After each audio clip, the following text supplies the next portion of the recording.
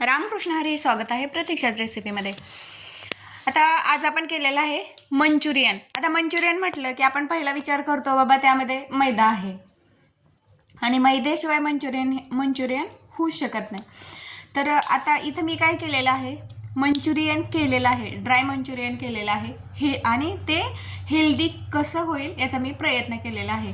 आता इथे मी मंचुरियन केलेलं आहे ते मैदा न वापरता रव्याचं मंचुरियन केलेलं आहे आणि ते अशा पद्धतीचं झालेलं आहे ना, ते कोणालाही विचारलं ना की हे कशाचं बनवलं तर ते पटकन म्हणणार की हे मैद्याचं आहे. अशा पद्धतीने त्याला मस्त टेक्स्चर आलेलं आहे आणि मस्त कडक झालेलं आहे, क्रंची झालेलं आहे. आता इथे मी काय केलेलं आहे, रव्यापासून मंचुरियन बनवलेलं आहे, त्यामुळे इथे मी कोबी कट करून घेतला. बघा, अगदी बारीक कट करायची गरज नाही आणि अर्धी वाटी रवा घेतलेला आहे. आता रवा आणि कोबीचं प्रमाण अंदाजे तुम्ही घ्यायचं. एक प्लेट कोबी घेतलेला आहे मी, अगदी ओबडधोबड कट केलेला आहे आणि अर्धी वाटी रवा घेतलेला आहे. इथे मी बारीक रवा वापरला आहे, मोठा छोटा कुठलाही रवा चालेल.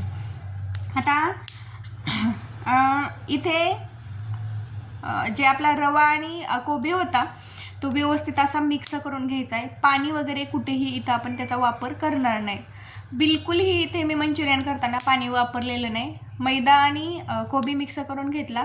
अद्रक लसणाचे मी थोडंसं ठेचून घेतलं होतं, ते देखील त्यामध्ये टाकून घेतलेलं आहे आणि ते व्यवस्थित असं मिक्स करून घ्यायचं आहे.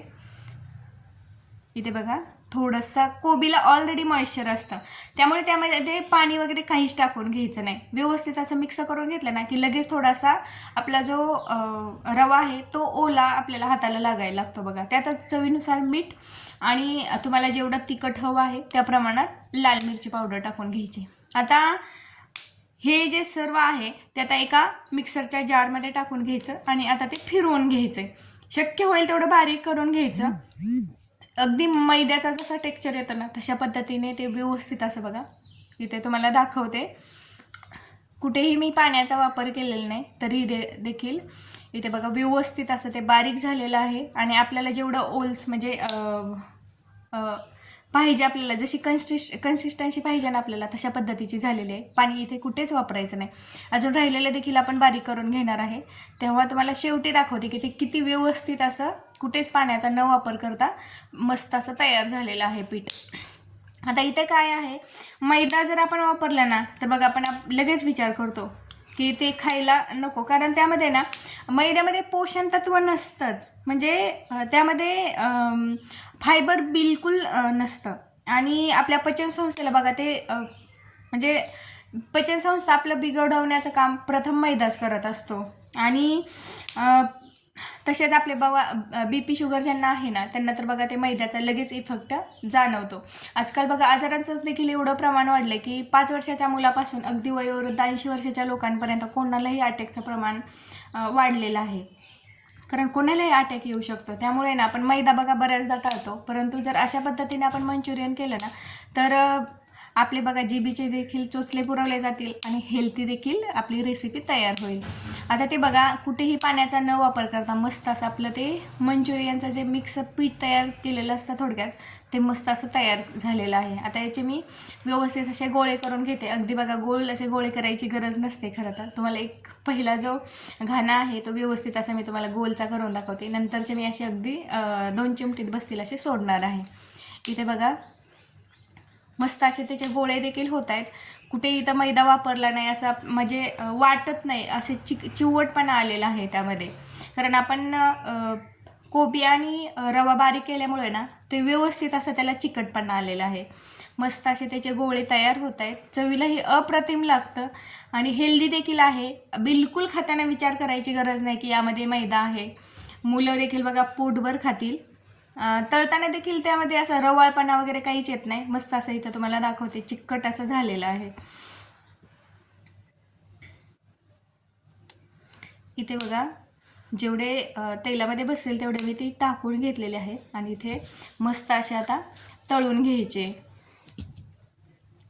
इथे कलर देखील मस्त असा आलेला आहे. तुम्हाला जर अजून त्याचा थोडासा लालसर कलर हवा असेल ना तर त्यामध्ये तुम्ही कलर टाकू शकता, परंतु बघा हेल्थच्या दृष्टीने मी इथे कलर वगैरे कुठल्याच रेसिपी बनवताना मी शक्यतो फूड कलर टाळत असते, कारण हेल्थसाठी आपल्या जे योग्य आहेत त्याचाच मी शक्यतो वापर करत असते.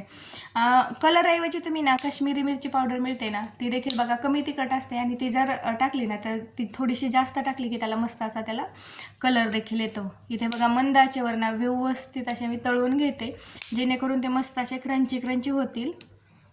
त्याचा खाताना देखील बघा ते असं कुठंच जाणवत नाही की यामध्ये रवा घातलेला आहे, इथे मैद्याचा वापर केलेला नाही, असं कोणाला वाटणार देखील नाही. तुम्ही सांगितल्यानंतर असं लोक समजतील की हो अरे वा कसलं म्हणजे मैदा घातला नाही, हे म्हणजे मस्त अशी रेसिपी तयार झालेली आहे, असं कुठंच वाटत नाही की मैदा नाही. इथे बघा कलर देखील मस्त असा आलेला आहे,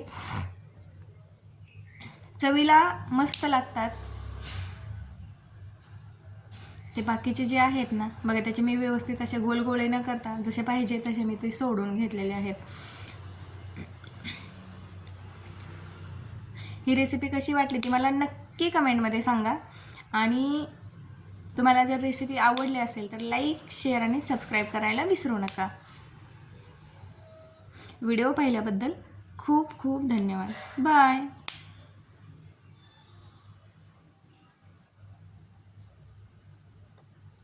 इथे मस्त असे बघा क्रंची क्रंची कलर देखील सुरेख आलेला आहे, सुगंध देखील येतोय त्याचा. अगदी ड्राय मंचुरियन मस्त सुरेख बिना मैद्याचं फक्त रवा वापरून टेस्टी असं